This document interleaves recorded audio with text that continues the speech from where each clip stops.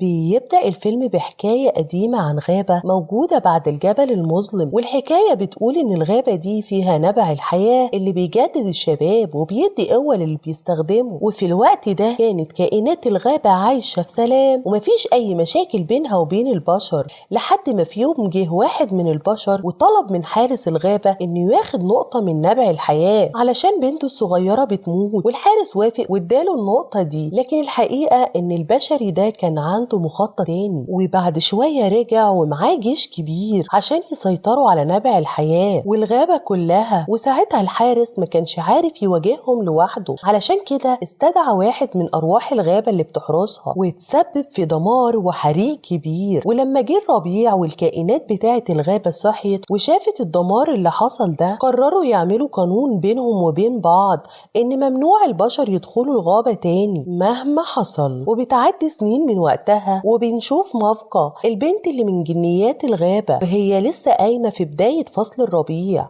ومهمتها إنها تصحي كل الكائنات وبتسلم على هاش، وده واحد من كائنات الغابة اللي بيكون راكب على طائر وفرحان إن أول كائن في الغابة يطير. بعدها بتروح علشان تساعد واحد من الكائنات المفترسة لما بتعرف إن ابنه الصغير اتعلق في فخ من الفخاخ القديمة اللي كانت موجودة ساعة الحرب، وفعلا بتنجح مافكا إنها تساعده وبتفكه. وتعرف إن ليش حارس الغابة عايز كل الكائنات تروح عنده علشان عايز يقول لهم على حاجة مهمة جدا. بعد كده بنتنقل للقرية وبنشوف فرقة موسيقية بتعمل عرض، وواحد اسمه لوكاس وهو اللي بيعزف. وبتوصل عربية في الوقت ده وبيكون فيها واحدة اسمها كلينا، وبتوزع ورقة على كل سكان القرية إن عندهم شغل بمرتب كويس. لوكاس بياخد الورقة لكنه ما بيعرفش إيه اللي فيها، بسبب إن في طفل بيجيله وبيعرفه إن عمه ليه تعبان وبيموت وطالب يشوفه دلوقتي. فبيجري لوكاس علشان يطمن على عمه، وبنشوف إن كلينا بتقول لكل سكان القرية إنها بنت الراجل الوحيد اللي قدر يروح الغابة السحرية ويعمل صفقة مع الحارس، وبتعرفهم إن الشغل اللي هي عايزاه منهم إنهم يروحوا الغابة السحرية ويجيبوا ورق شجر معين من هناك. لكن طبعا السكان أول ما بيسمعوا إن المهمة في الغابة بيخافوا وبيفضلوا يقولوا عليها مجنونة وعايزة تخلص عليهم، ومحدش فيهم بيرضى يساعدها. فبتمشي كلينا وهي متضايقة، وبيكون معاها المساعد بتاعها فرول. ولما بيوصلوا للبيت بتفضل تقوله إنه لازم يتصرف أو يشوف حل علشان يوصلوا للغابة. وفي الوقت ده بنشوف لوكاس لما بيوصل عند عمه وبيكون واضح عليه إنه تعبان جدا، ولوكاس بيدور في الفلوس اللي معاه وبيكسر الحصالة لكنه مش بيلاقي فيها فلوس، وبيقول لعمه إنه مستعد يعمل أي حاجة علشان يساعده ويجيب له العلاج اللي هو محتاجه. ولما لوكاس بيشوف الورقة اللي في إيده بيقول إن أكيد دي فرصة كويسة، عشان كده بيقرر إنه يروح لحد كلينا علشان يعرف منها هي عايزة إيه في الشغل ده. وهي بتقوله على المهمة وبتقوله إنه هياخد معاه إيريك وديريك المساعدين بتوعها، وبتدي ليه لوحة عليها ورقة شجر وبتقوله إنها عايزة تعرف الشجرة دي مكانها فين بالظبط. بيكون لوكاس مفيش قدامه حل تاني علشان يقدر ينقذ عمه. وفي الوقت ده بتكون كل كائنات الغابة وصلت عند ليش الحارس اللي بيقول لهم إنه كبر خلاص وما بقاش قادر يكون الحارس بتاع الغابة ومش هيقدر يحميها، علشان كده هو طلب من أرواح الغابة إنهم يختاروا حارس جديد وينقلوا قوتهم ليه. والميعاد هيكون النهاردة بالليل في نص الغابة علشان يعرفوا أرواح الغابة اختارت مين. وبنشوف باقي الجنيات وخصوصا واحدة اسمها اندينا وهي بتتريق وبتقول أكيد مش هيختاروا مافكا يعني لأنهم عايزين حد قوي ويقدر يحمي الغابة. مافكا طيبة وما بتعرفش تعمل كده. بعد ما الاجتماع بيخلص بنشوف إن لوكاس وإيريك وديريك وصلوا للغابة. إيريك بيكون عايز يصطاد من قطيع جاموس واقفين بياكلوا، لكن لوكاس بيمنعه وبيزق البندقية في آخر لحظة وبيخلي الطلقة دي تيجي في الهواء، لكنها طبعا بتعمل صوت عالي جدا وده بيخلي مافكا تسمع وبتقرر تروح تشوف فيه ايه. ولما بتقرب من مصدر الصوت بتشوف قطيع الجاموس كلهم جايين في وشها وبيكونوا خايفين جدا، فبتقدر تسيطر على واحد فيهم وبتوجه القطيع بعيد عن الحافة علشان تنقذهم وبتهديهم. وبتعرف منهم ان في بشر في الغابة، فبتقرر انها تروح بنفسها علشان تطرد البشر وعلشان تثبت لأندينا انها قوية ومش بتخاف من اي حاجة. لكنها لما بتوصل بتشوف لوكاس وهو قاعد بيعزف وبيعجبها العزف العزف بتاعه جدا وبتكون مستمتعة بيه. بس لوكاس لما بيبص وراه وبيشوفها هي والكائن اللي معاها اللي اسمه سوامبي بيترعب وبيطلع يجري، فبيخبط دماغه وبيغمى عليه. وفي الوقت ده بيوصل هاش وبيشوف ان مافكا قبضت على بشري، وبيقول لها انه هيروح ينادي على باقي الجنيات علشان يطردوه من الغابة، لكنها بتقوله ان البشري ده شكله طيب وبيعزف حلو، وبيقرروا انهم ياخدوه معاهم علشان يعرفوا هو كان عايز يصطاد الجاموس ليه. لكن لوكاس بيقول لهم ان هو اللي انقذ الجاموس، وكل اللي هو عايزه ان يلاقي شجرة معينة عشان ياخد فلوس وينقذ عمه. فبتقول له مافكا انه لو صادق ومش عايز يأذيهم فهي ممكن تديله العلاج اللي هو محتاجه من غير ما يلاقي الشجرة اصلا. وساعتها بيتعرفوا على بعض هما الاتنين، لكن هاش بيكون لسه مش مصدق انه طيب وعايز يضرب فيه. بس لوكاس بيقدر انه يبعد عنه لحد ما بتزعق مافكا وبتقوله انها من جنيات الغابة ومهمتها انها تحمي كل الكائنات الحية اللي في الغابة، ولوكاس دلوقتي كائن حي في الغابة ولازم تحميه. ومافكا بتعرض على لوكاس انه يتفسح معاها ويتفرج على الغابة، وفعلا بتاخده في جولة في الغابة وبيكون مبهور جدا بكل اللي فيها، كل المناظر الطبيعية اللي فيها، لحد ما بيعرفوا ان ليش حارس الغابة جاي عليهم. فبيستخبى لوكاس وبيساعده هاش انه بيلبسه لبس تنكري، ولما ليش بيشوفه بيسأله انت مين، فبيرد هاش وبيقوله ان ده اسمه شوموكاز ابن عمي وجاي علشان يزورني. فبيرحب بيه ليش جدا وبيقوله ان الحفلة قربت تبدأ وانه ممكن يجي معاهم علشان يعرف مين اللي هيكون الحارس الجديد للغابة. ومن الناحية التانية بنشوف إيريك وديريك لما بيمشوا لحد ما بيوصلوا للمستنقع، وهناك بتهاجمهم الجنيات وبيسحروهم وبيخليهم يطلعوا يجروا هما الاتنين لحد ما بيرجعوا لكلينا، وبتفضل طبعا تتهمهم بالفشل وبتقول عليهم مش نافعين في حاجة. وأثناء ما هي بتتكلم بيشاور واحد منهم على وش كلينا ترجع على الأوضة بتاعتها بسرعة، وبتبص في المراية وبتشوف إن في تجاعيد بدأت تظهر، فبتحط آخر نقطة من الإزازة اللي معاها وبترجع لشكلها من تاني. وبنفهم من هنا إنها بتدور على إكسير الحياة اللي موجود في الشجرة اللي موجودة في الغابة السحرية علشان تفضل شباب على طول. بعد كده بنشوف الحفلة وبنشوف كل الكائنات وهي متجمعة، وليش بيبدأ المراسم وبينادي على أرواح الغابة، والأرواح كلها بتتجمع وبيختاروا مافكا إنها تكون هي الحارسة الجديدة. وطبعا الجنيات مش بتوافق، يفضلوا يقولوا إن ده ظلم وأكيد في حاجة غلط، خصوصا أندينا تاخد بالها إن شاموكاس قريب هاش ده مبسوط قوي ومنبهر بالأحداث اللي بتحصل، فبتقرب منه بتقوله إن ريحته زي البشر، بتشيل الهدوم والقناع، فبيعرفوا ساعتها إن هو من البشر وإن مافكا بتعمل نفسها متفاجئة وبتقول إيه ده، إزاي البشر يوصل لحد هنا، لكنها بتخليه يختفي ويبعد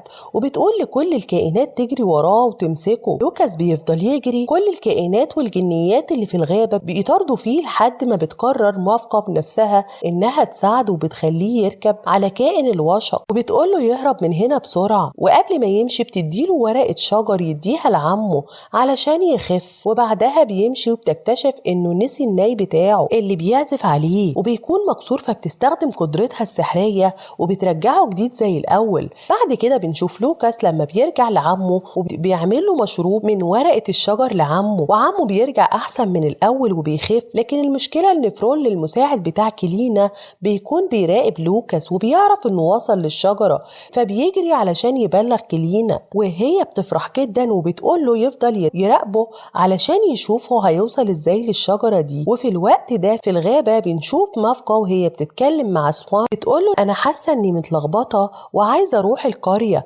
علشان أدي الناي للوكاس وأشوفه مرة تانية، خليه يعزف لي لآخر مرة، لكن أنا حارسة الغابة ومش هينفع أسيب الغابة من غير حارسة علشان لو حصل أي حاجة. بس في النهاية بتقرر إنها تروح للوكاس القرية، وفعلا بتوصل للقرية وبتشوف الناس وهي بتزرع في الأرض. بتقرر إنها تغير لون شعرها علشان ما يبقاش باللون الأخضر والناس تعرف إنها جنية، وبتلبس لبس من بتاع البشر علشان محدش يشك فيها. وفي الوقت ده بيكون لوكاس هو كمان قاعد في البيت وهو بيعمل سلسلة علشان يديها هدية لمافكا لما يروح لها الغابة عشان يشكرها إنها هربته. وفجأة بتظهر مافكا ولوكاس بيكون فرحان جدا وبياخد منها الناي، ولما بتطلب منه إنه يعزف عليه بيقول لها إنه عنده عرض النهاردة في القرية وهو والفرقة بتاعته، فبتتحمس مافكا جدا وبتقرر فبتقرر إنها تروح تحضر معاه وتستمتع بالأجواء. وفعلا بيروحوا وبياخدوا معاهم كلب بتاع لوكاس وسوامبي، وبيكون فرول بيراقبهم ومستخبي،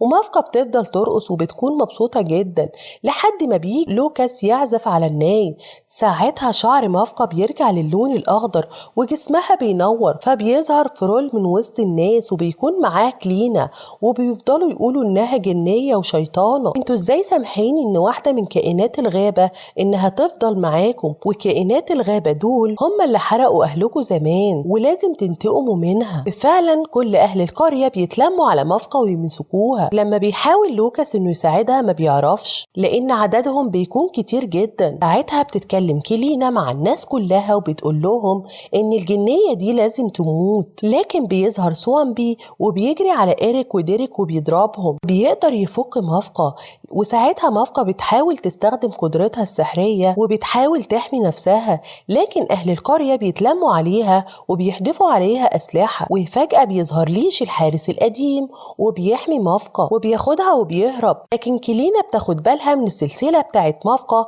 اللي عملها لها لوكاس وبتاخدها من الأرض وبتقول إن الخطة بتاعتها كده اكتملت. بعد كده بنشوف ليش وهو بيتكلم مع مافكا لما بيوصلوا للغابة، وبيقول لها إنها غلطت نفس الغلطة بتاعته زمان لما وثقت في البشر، وبدأ يحكي لها اللي حصل بالتفصيل لأول مرة، وبيعرفها إن محدش يعرف الكلام ده غيرها. واللي حصل ساعتها إنه استدعى روح الغابة وأخد قوة كبيرة منها، ومن وقتها وهو مرجعش زي الأول لأن القوة الكبيرة لازم قدامها تمن كبير. وبيعرفها إن البشر أكيد هيتجمعوا ويهجموا على الغابة وإحنا كلنا لازم نعمل حسابنا. في الوقت ده بنشوف لوكاس إنه اتقبض عليه، وكلينا بتبقى حطاه في السجن وبترمي له خريطة بتقول له لو ما قلتش على مكان الشجرة هخلص على مافكا. ولوكاس بيشوف فعلا إن هما ماسكين مافكا لكنه مش باين وشها لأنه متغمي، فبيشاور لهم على مكان الشجرة بالظبط.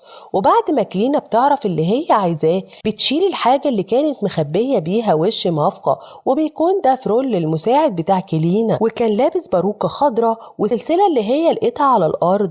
ومن بعيد لوكاس كان فاكر إنها مافكا. بعدها بتقفل عليه الباب وبتفتح أنابيب المية علشان يغرق. بعد كده بتروح كلينا تجمع كل البشر اللي في القرية وبتقول لهم إنهم لازم يخلصوا على الكائنات اللي في الغابة لأنهم أذوهم كتير وقتلوا عائلاتهم زمان، ممكن يأذوهم دلوقتي تاني. وفعلا البشر كلهم بيتجمعوا وبيكون معاهم آلة عملاقة اسمها مدمرة الغابة، وبيوصلوا وبيفضلوا يقطعوا في الأشجار وبيحرقوا في الغابة. لكن مافكا بتقول إنها الحارسة ولازم تدافع عن أرضها بكل قوتها، وفعلا بتستخدم قدراتها السحرية علشان تقدر إنها توقفهم، وبتخرج شجر من الأرض بتقدر تكتف بيه كل الناس وتعطل الآلة. لكن كلينا بتنزل من الآلة وبتقول لها إنها اتخدعت من لوكاس لأنه ممثل شاطر وهي كانت مأجراه علشان يعرف منها مكان الشجرة، وبتوريها الخريطة وبتقول لها إن لوكاس عمل كده بشوية فلوس.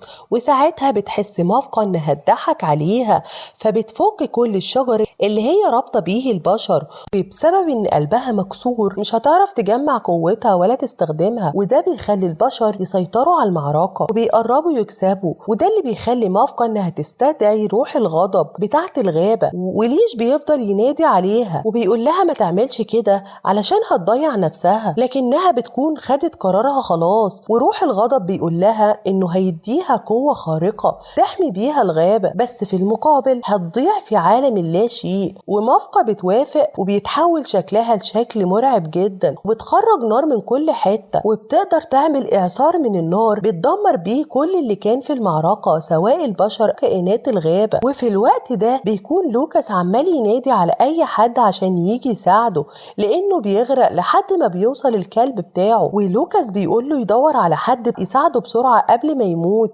فبيجري الكلب وبيروح على الغابة وبيقدر يوصل لسوامبي وهاش، والاتنين بيقرروا انهم يرجعوا معاه علشان ينقذوا لوكاس. وعلى طول بيركبوا على الطائر وبيوصلوا، وهاش بيشتبك مع فرول، لكن الكلب وسوامبي بيروحوا على لوكاس وبيربطوا نفسهم بحبل وبيقدروا يفكوا القفل اللي عند لوكاس، وسوامبي بيرمي نفسه في المية علشان ينقذه. لوكاس اول ما بيفوق بيقول انه لازم يروح يساعد مافكا، ولما بيخرج وبيشوف النار دي بيعرف انها إنها مافقة، علشان كده بيجري ناحيتها وبيفضل ينادي عليها وبيقول لها أنا عارف إنك جوه، لكن مافقة بتكون مش سامعاه، فبيقرر إنه يعزف على الناي بتاعه زي ما هي بتحب، وكل سكان القرية بيتجمعوا معاه وبيفضلوا يعزفوا ويغنوا، وفعلا الموضوع بيجيب نتيجة وبيخلي مافقة تهدى، وفعلا النار بتهدى والحرايق بتقف. لكن المشكلة إن مافقة بتكون لازم تدفع الثمن اللي طلبوا منها روح الغضب، هي إنها هتتنقل لعالم اللاشيء، وبتقول إن عالم اللاشيء ده هو عالم مفيش فيه أي مشاعر ولا أي إحساس بأي حاجة، لكنها قررت إنها ترفض العالم ده وتعيش حياتها مع الناس اللي بتحبهم وحاسة بيهم، وبسبب إن لوكاس بيحبها وكان معاها بتقدر إنها تخرج من العالم ده وترجع للعالم الطبيعي مرة تانية. والمرة دي بيتفق البشر مع كائنات الغابة إنهم يعيشوا في سلام وينسوا كل الحروب اللي حصلت ما بينهم، وبيحتفلوا مع بعض بعصر جديد جاي كله حب وسلام ومفيش فيه أي حروب تانية. وفي المشهد الأخير بنشوف إن كلينا قدرت توصل لنبع الحياة، لكنها استخدمت منه كميات كبيرة جدا، وده خلاها تفضل تصغر في السن لحد ما بقت طفلة صغيرة. وكده تكون خلصت حكاية النهاردة. أتمنى إنكم ما تنسوش تعملوا لنا لايك وتشتركوا في القناة وتفعلوا زر الجرس لقناتنا حكايات انمي. والسلام.